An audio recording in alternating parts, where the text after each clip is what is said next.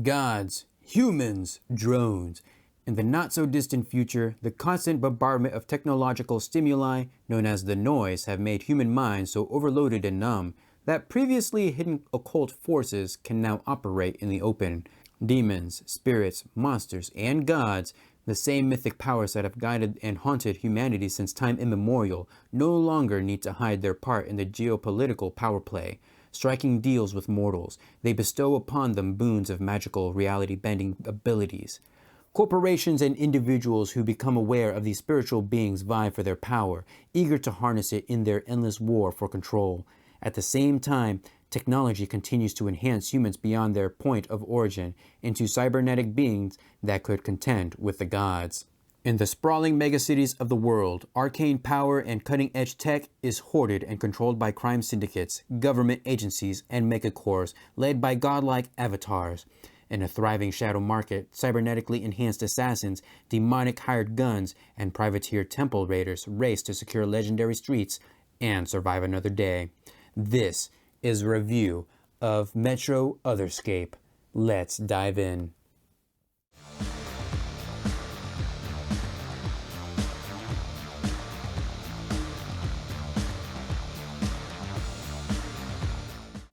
So here we have Metro Otherscape, the mythic cyberpunk RPG, powered by City of Mist, by the way, published in 2024 by Son of Oak Game Studio. Now, Son of Oak is most notable for their City of Mist game line, and City of Mist is very specific in that it is a noir-inspired game. So you're going on mysteries, but you're also handling your mythos and your everyday life, and it's all very much set in a modern world. Now, Metro Otherscape breaks the mold. It doesn't lean heavily on a character's mythos, and it's set in the future. So think cyberpunk mixed with a little bit of fantasy or some superhero action. The chapters are all broken up into your staples for a core rulebook. You're going to have setting information, how to play information, how to create a character, but also how to create a megacity, which is very important for the GM, and also how to run it, or the GM's Toolkit chapter, all with a starter adventure for new players. I've always classified character creation for City of Mist as being rather high in its complexity. Not only do you have to have a strong character concept, but you have to know the mythos you're going to implement into your character. So you're going to have to do your research. For some that will be easy, but for me, not so much. Metro Otherscape makes the mythos less important, if you want it to be, because instead of two aspects of a character, there are three. So we have self. Self themes give you grounding in reality and tell the story of where you come from and what you want. They serve as the basis for your human self and what you care about. They also represent what you could lose should you pursue magic or technology at the expense of your personal life. We also have the mythos themes. Mythos theme types represent powers that come from mythoi of the Otherscape. Each should be connected to a source, a physical place called a thin place, an object called a relic, an esoteric practice, an animal called a familiar, or rarely, another human being called an avatar. And then we have noise themes. The noise is the way that technology and progress overwhelm us. Your noise themes represent the ways that you've come to survive and even thrive in the face of a world in which change has become the only constant.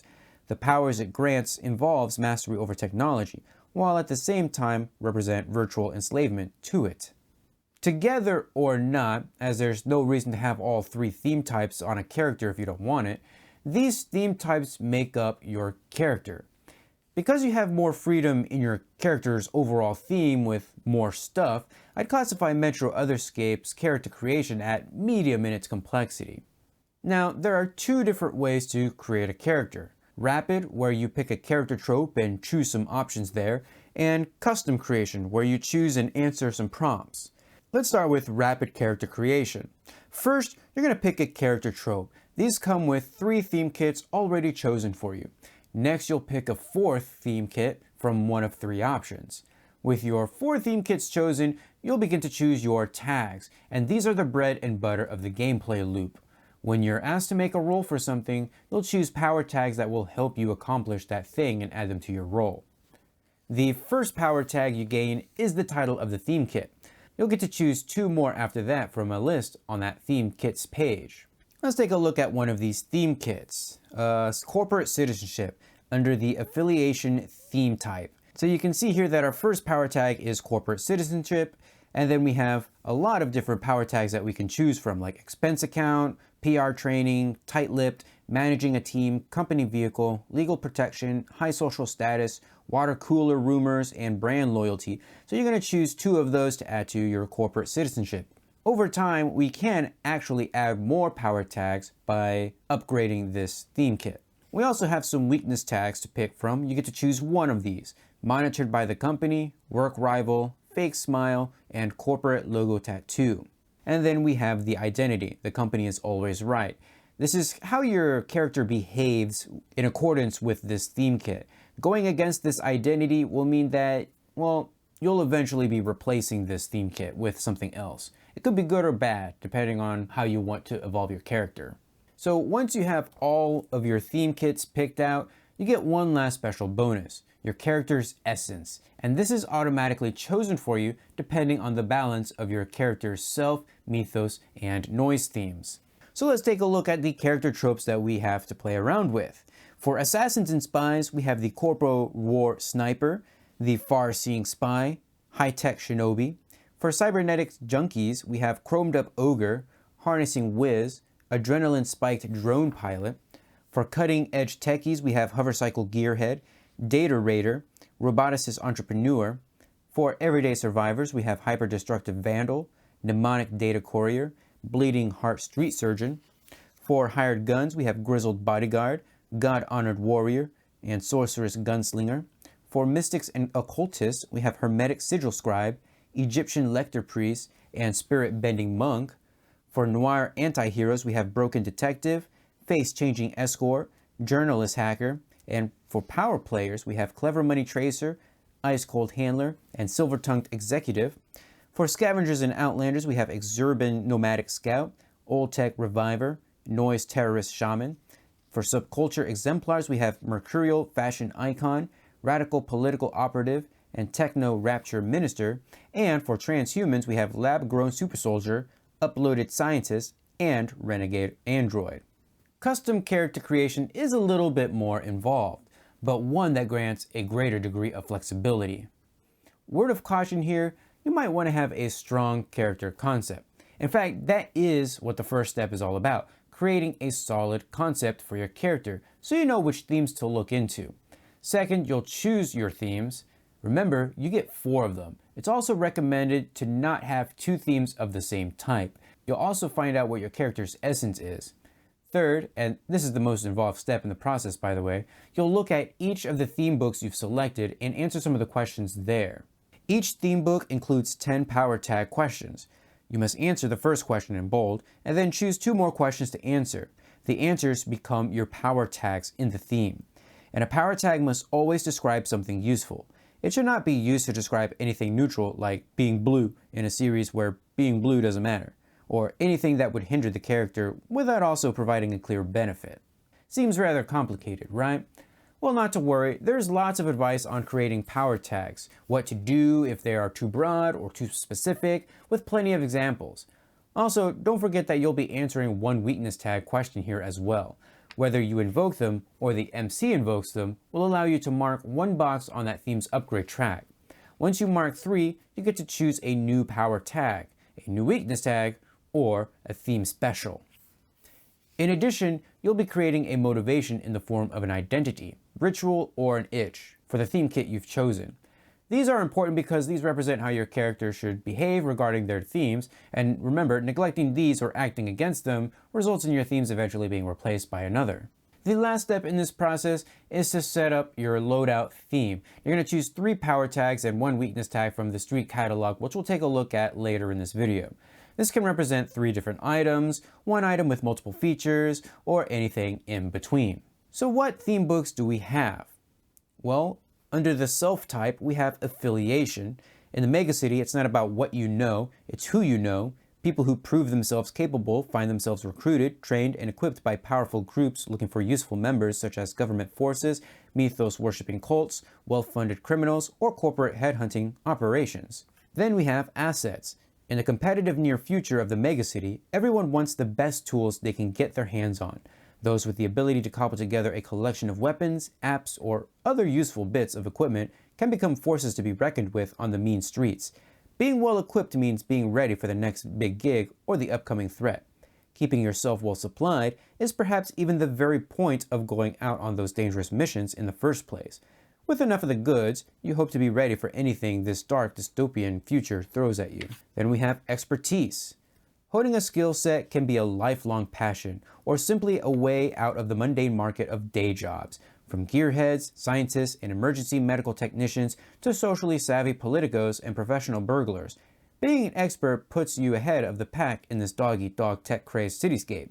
Indeed, the mercenary world is full of experts from all sorts of fields, putting their skills to the test with, or sometimes against, each other. For the true diehards, the danger and excitement of such an existence gives them the platform they need to feel they're doing the most with their training and education. And we have horizon. Some people look to the future, beyond the dystopia that surrounds them. They are driven by a political cause, a personal mission, or a sense of responsibility to do more for this world, or get more out of it than most. You have come to embrace a creed or a cause which defines who you are and gives you strength. In preparation for your duties and trials, you hone your skills and equip yourself, preparing to face the challenges and the foes which stand in the way of your drive. We have personality. In a world full of simulation, copying, and cloning, originality and authenticity are priceless. Your unique personality can be your greatest asset, as it sets you apart from the masses. In the dark and dismal future of the megacity, your temperament, style, habit, or sense of humor may be the only thing that can get you through a rough night. Your ability to keep standing, simply being you, could be what it takes to keep your crew on the right path. The streets are mean, and maybe you are too, always keeping things from falling into chaos through your sheer force of ego, or simply by saying your catchphrase. And the last self-theme book is Troubled Past. Something in your past defines you. Unresolved, these events haunt your existence, shadows you can't get rid of. Everything you do is informed by the times that were hardest for you, clouding your perceptions, but maybe giving you motivation. Maybe your parents or sibling died. Maybe you got hurt in the middle of trying to do something heroic. You might be the product of a government or corporate experiment, or similarly altered through your own tinkering. In any case, you are something more, something different, than you might have been had that event never happened. For Mythos theme books, we have Artifact. Countless myths and legends tell of items of great power, crafted by clever gods and their servants to empower heroes. We have Companion. The mythoi that return to the megacity are not all heroes and gods. They are also the smaller spirits, lesser-known sidekicks, fantastic beasts, and other companions who are not any less legendary. We have Esoterica. Some secrets hold power. Spells, curses, and ancient spiritual lore can all be called to act upon the world. Through thoughtful and studied action, you can change the world to suit your needs and desires. We have Exposure. The megacity and its polluted outskirts are dotted with secret places, holy and unholy, enchanted and corrupted. These thin places and sites of worship are touched by the returning mythoi. Those who have stumbled upon these places could become exposed to unearthly magic. Some who encounter avatars, embodied agents of the mythoi, or a different powerful creature of legend could also be changed by this event and acquire a connection with the power behind it, or be gifted a boon by the creature. For noise theme books, we have Augmentation. Cybernetic enhancements, gene therapies, and neural adjustments are just some of the artificial methods used by citizens of the megacity to upgrade the meat they were born with. We have Cutting Edge. The world is constantly changing, and one needs to keep running just to stay in place. But you don't want a participation trophy, you want to win. The newest is the best, so that's what you need. We have Cyberspace. Cyberspace was conceived as an innovative 3D way of navigating the internet with virtual reality and providing a physical context to digital constructs such as data flows and security systems. And the last noise theme book is Drones. Self-driving vehicles came on the market around the time robotics caught up with our dreams of cybernetic pets. Spy drones and other unmanned weapons platforms turned the hobby of remote control into a military science. The game is relatively easy to play. You want to do something that could have consequences or a chance of failure, you're going to roll for it. but there aren't any skills or ability scores here. Instead, you'll choose power tags that could be applied to what you're doing. Each power tag gives you a +1 on your roll. Then you'll roll a d12 and add any of your bonuses. A 1 through 6 is considered a failure, a 7 through 9 is considered a mixed success, so there will be some consequences, and a 10 plus is a strong success, so no consequences here. Tags are everything in this game, and there are a variety of them. Most will provide bonuses, but some do give penalties. Power tags are permanent tags that describe an essential part of your character that is usually useful. Loadout tags are a type of power tag that describe additional resources like equipment or contacts to which your character has access, but which need to be selected and loaded up before a job in order to be useful. Weakness tags are permanent tags that describe an essential part of your character that is usually troublesome. These are what help your characters improve overall. Story tags are situational tags that describe something in a scene, like weather, the environment, a summoned creature, or an improvised weapon. They can be useful or troublesome based on the situation. And then we have statuses, which are special tags that describe transient conditions, either useful or troublesome. They also have a tier associated with them from 1 to 6, which defines their intensity. Sometimes the rules of the game call for tags to be burned, whether at a cost, for a benefit, or as a consequence. A burned tag cannot be used until it is recovered, and a burned story tag is removed. Burned power tags can be recovered when the rules state so or when it makes sense in the narrative. In addition to power tags and weakness tags, you're also going to have a crew theme. The crew as a whole has its own theme card, which is shared between all the PCs. It describes the nature of the crew and their shared resources and goals. Similarly to the PC's theme cards, the crew theme card has a motivation, 3 power tags, and 1 weakness tag, and may evolve to gain more tags and theme specials. Any player may invoke any and all of the crew theme power tags or weakness tags. However, a crew power tag that is invoked is burned. It can be recovered in the same way a PC's power tag is recovered, or during the credit roll. A crew power tag cannot be burned for power though. The MC may invoke the crew theme's weakness tag as part of the PC's action. The players mark an upgrade box on the crew theme for each such invocation, and the players all choose together the crew theme upgrades.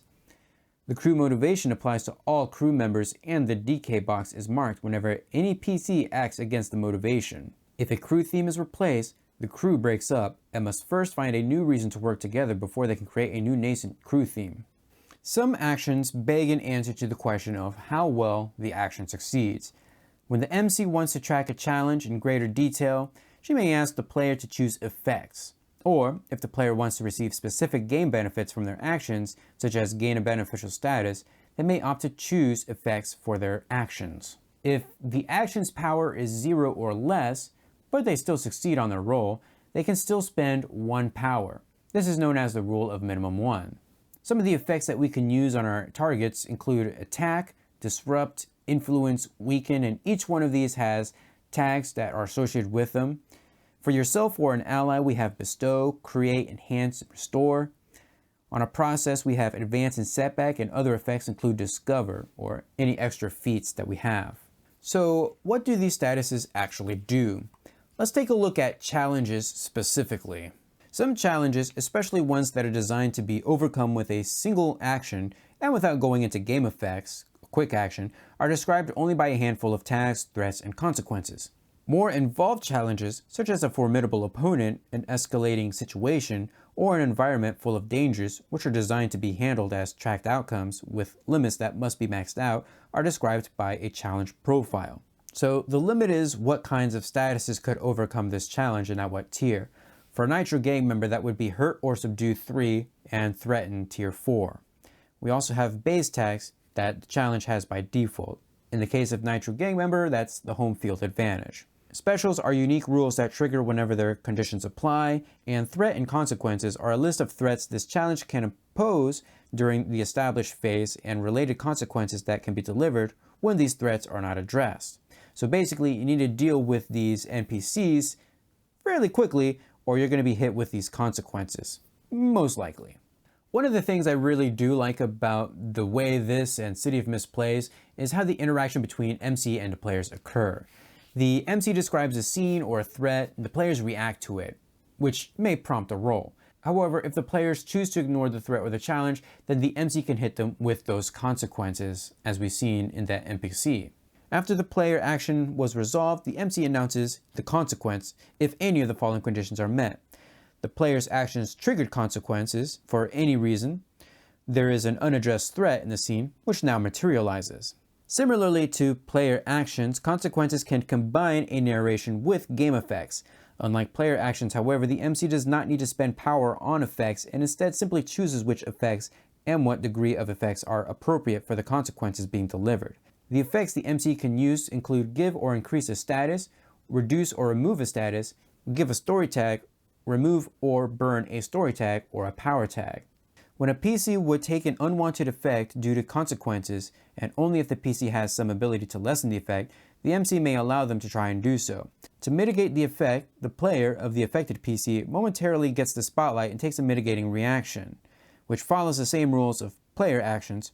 They narrate how to avoid or withstand the unwanted effect, count their power, and roll the dice. A 6 or less is a miss. The PC failed to mitigate the effects and bears their full brunt. All the effects dealt by the MC are applied. A 7 through 9 is a mixed hit. The players can spend their power to mitigate the effects. A 10 or higher is a strong hit. The player can increase their power by 1 before spending it to mitigate the effects and can also use reactive effects. So let's say you get hit with a status or you deal a status. What happens? What even is a status? Statuses are special tags that describe a transient condition. Unlike power, weakness, and story tags, which represent people, things, and innate abilities and qualities. They describe the current state or condition of a character or thing, such as being wounded, flush with money, wanted for questioning, enchanted, or behind cover, and so on. Statuses are marked with a green highlight, by the way. Each status consists of a tag, which describes the nature of the status, and its tier, which indicates its intensity of severity. Tier 1 represents the mildest effect, and Tier 6 represents the maximum effect. It is possible to inflict higher tiers than 6, but only for the purposes of making mitigation more difficult.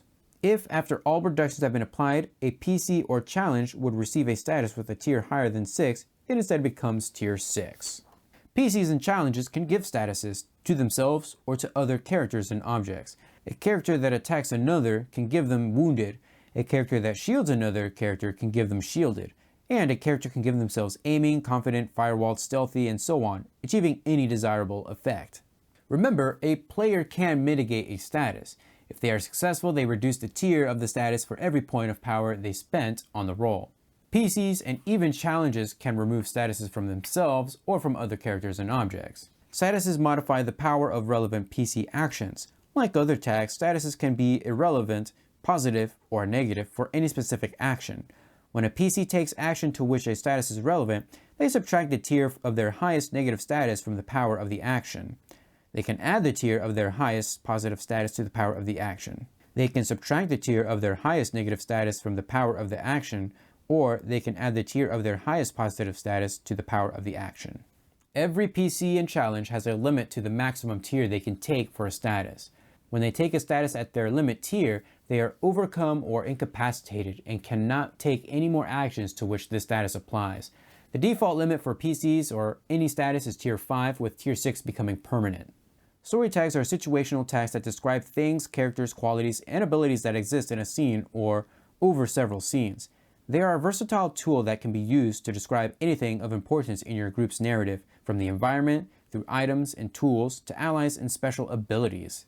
The PCs and challenges can remove story tags from themselves or from other characters and objects. Players and their PCs remove story tags using the effects weaken or restore. Each story tag removed costs 2 power though.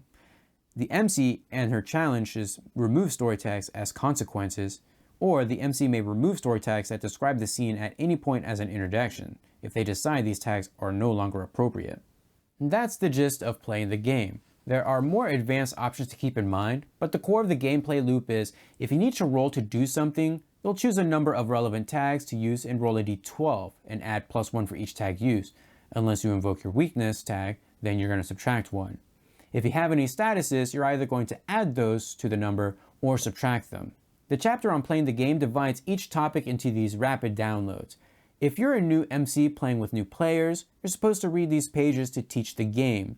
I'm personally not a big fan of these, but I do see their purpose. I'm the type of GM who has some experience under their belt, and the people I play with are experienced enough in other role-playing games that adapting to this system should be fairly easy.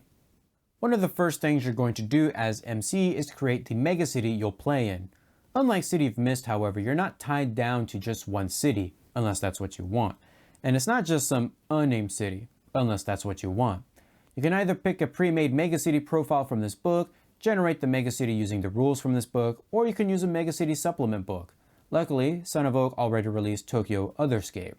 Some of the pre-made megacities in this book include Istanbul, London Manchester Metroplex, New San Francisco, and somewhere hidden else is Berlin. When you create a megacity, you're going to need a map of said city. Luckily for us, there's Google Maps. Next, you'll carve it up into districts, of which you'll name.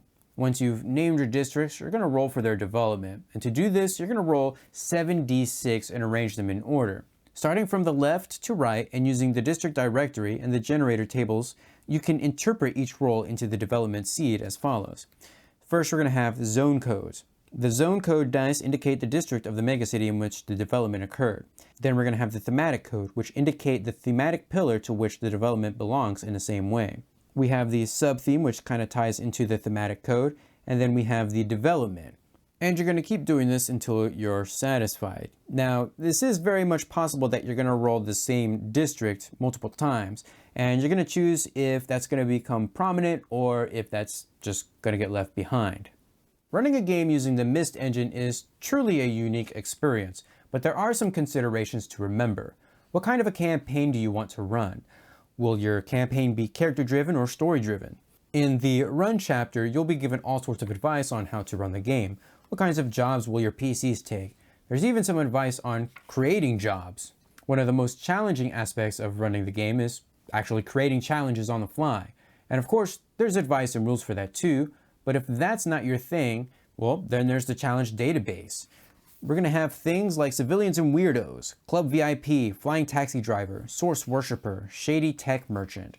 We'll have cores and cops, corporate executive, heavy urban response tactics officer, investigator, and security guards. For criminals and mercs, we have criminal overlord, gang member, mercenary gunslinger, and syndicate leg breaker. For cyberspace, we'll have computer virus, intrusion countermeasure AI, hacker, rogue AI processor. For locations, we have crumbling building, hazard zone, riot, and thin place shrine. For outlanders, we have marauder, nomadic transport caravan, scavenger, and survivalist. For source touched and conjurations, we'll have clone mummy, electricity elemental, evolving beast, gremlins, ghosts, succubus and incubus, and wrathful vines. For technology, we'll have gun turrets, security systems, surveillance drones, and weaponized walker drones. We also have some big baddies. These are your prominent NPCs, your big boss guys that you'll use as well. And there's quite a bit to use here, which is very good. I like it when we have more things to use. It makes my job a lot easier as a MC. Then we have strings attached. Strings attached is a starter job for new time players. Warning, this is going to contain spoilers, so if you're a player, turn back now, or the spoiler virus will take hold of your brain. You have been warned. Your crew is hired to extract a valuable prisoner from the ruins of Skyron, a submerged prison complex that was abandoned years ago, but is now showing new signs of activity, reeking of shady corporate dealings or a newly awakened source. The prison is located in the Sludge Zone, a polluted marsh, and the contact for the job is a longtime underworld fixer, Frank Solid. All in all, this seems like a straightforward job, albeit a dirty one, but it's always smart to sniff around a little before going in. Knowing what to expect could make all the difference.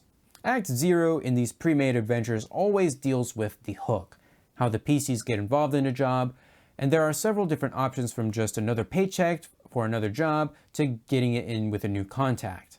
Whatever the reason, it is here that the PCs will get the job and its details. In the first act, the PCs will gather some information about Skyron and the gem cutter.